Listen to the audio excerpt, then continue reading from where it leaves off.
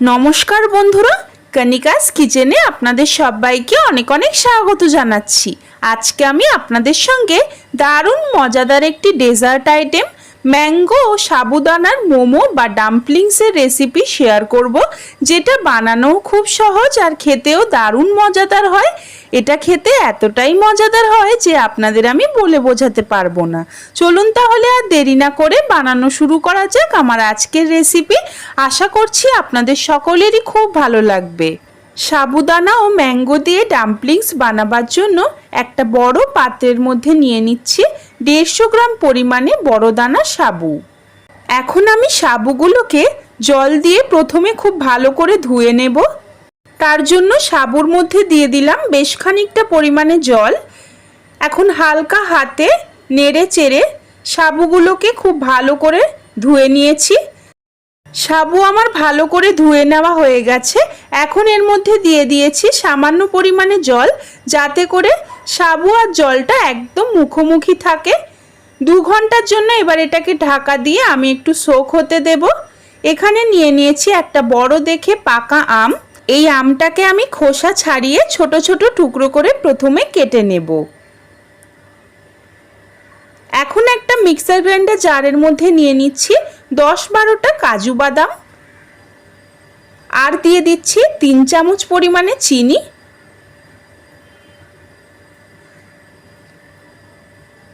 এবার দিয়ে দিচ্ছি ছোট টুকরো করে কেটে নেওয়া আমগুলোকে। এখন সমস্ত কিছুর একটা মিহি পেস্ট আমি তৈরি করে নেব। আমের মধ্যে যেন কোনো বড় দানা না থাকে, সেদিকে একটু খেয়াল রাখতে হবে।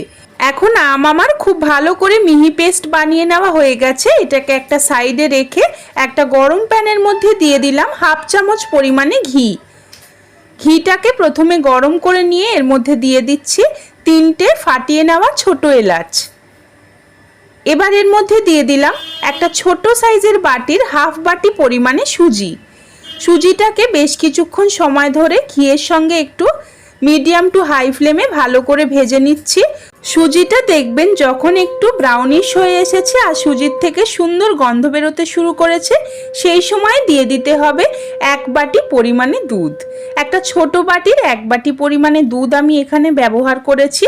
দুধ দিয়ে ভালো করে নেড়ে চেড়ে সব কিছু মিশিয়ে নিয়েছি। সুজিটা একটু গাঢ় হয়ে এলেই দিয়ে দিচ্ছি আম, চিনি ও কাজু বাদামের যে পেস্টটা আমরা তৈরি করে রেখেছিলাম সেটা। ভালো করে আবারও সব কিছু নেড়ে চেড়ে একটু মিশিয়ে নিয়েছি। এর মধ্যে এবার দিয়ে দিচ্ছি 4 চামচ পরিমাণে চিনি। চিনি আপনারা আপনাদের মিষ্টির স্বাদ অনুসারে দেবেন। এখন মিডিয়াম টু হাই ফ্লেমে নেড়ে চেড়ে আমের মধ্যে যে এক্সট্রা ময়েশ্চারটা রয়েছে সেটাকে একদম শুকিয়ে নিতে হবে। দেখুন বন্ধুরা, আমের মধ্যে কিন্তু এখন কোনো রকম ময়েশ্চার নেই, একদমই শুকিয়ে গেছে। গ্যাসের ফ্লেমটাকে অফ করে দিয়ে এবার আমি আমের মিশ্রণটাকে নামিয়ে নিয়েছি। নামিয়ে প্রথমে ঠান্ডা করে নিয়েছি। এখন হাতের মধ্যে মাখিয়ে নিলাম সামান্য পরিমাণে ঘি। এবারে অল্প পরিমাণে সুজির মিশ্রণ নিয়ে হাতের সাহায্যে এইভাবে হালকা হাতে ঘুরিয়ে ঘুরিয়ে লাড্ডুর আকারে গড়ে নিচ্ছি। প্রত্যেকটা ম্যাঙ্গো বল আমি একই আকারের গড়ে নেব। অল্প পরিমাণে মিশ্রণ নিয়ে এইভাবে হাত দিয়ে খুব সহজেই কিন্তু ম্যাঙ্গো বলগুলো তৈরি হয়ে যাবে। দেখুন কত সুন্দর হয়েছে। প্রত্যেকটা ম্যাঙ্গো বল আমার তৈরি করে নেওয়া হয়ে গেছে। দেখুন বন্ধুরা কত সুন্দর লাগছে দেখতে। ততক্ষণে সাবুগুলোও আমার খুব ভালোভাবে সোক হয়ে গেছে। দেখুন কত সুন্দর ফুলে একদম ডাবল সাইজের হয়ে গেছে। সামান্য পরিমাণে হাতের মধ্যে এবারে ঘি মাখিয়ে অল্প পরিমাণে একটু সাবু নিয়ে এর মধ্যে দিয়ে দিচ্ছি যে বল আমরা বানিয়ে রেখেছিলাম ম্যাঙ্গো বল, সেটা। ম্যাঙ্গো বলের মধ্যে এইভাবে সাবু দিয়ে ভালো করে আমি কোট করে নিয়েছি। হালকা হাতে চেপে চেপেই কিন্তু এই কাজটা করতে হবে। প্রত্যেকটা ম্যাঙ্গো আর সাবুর বল আমি সেম প্রসেসে গড়ে নেব। প্রথমে হাতের মধ্যে নিয়ে নিলাম অল্প পরিমাণে সাবু, তারপরে দিয়ে দিলাম ম্যাঙ্গোর বলটা। আবারও বেশ খানিকটা পরিমাণে সাবু দিয়ে এইভাবে চেপে চেপে আমি বলটাকে বানিয়ে নিচ্ছি। দেখুন কতটা সহজ এটা বানানো। আবারও একটা সুন্দর বল কিন্তু তৈরি হয়ে গেল। প্রত্যেকটা সাবু আর ম্যাঙ্গোর বল আমি তৈরি করে নিয়েছি। এখন এইগুলোকে স্টিম করে নেওয়ার জন্য একটা বড় গামলার মধ্যে বেশ খানিকটা পরিমাণে জল নিয়ে নিয়েছি। এর উপরে দিয়ে দিলাম একটা ছিদ্রযুক্ত থালা। থালার মধ্যে এবারে আমি সামান্য পরিমাণে একটু অয়েল ব্রাশ করে নিচ্ছি, যাতে করে মোমোগুলো থালার মধ্যে লেগে না যায়। খুব সহজেই কিন্তু মোমোগুলোকে তুলে নেওয়া যাবে। প্রত্যেকটা মোমো আমি এইভাবে থালার ওপর সাজিয়ে দিচ্ছি।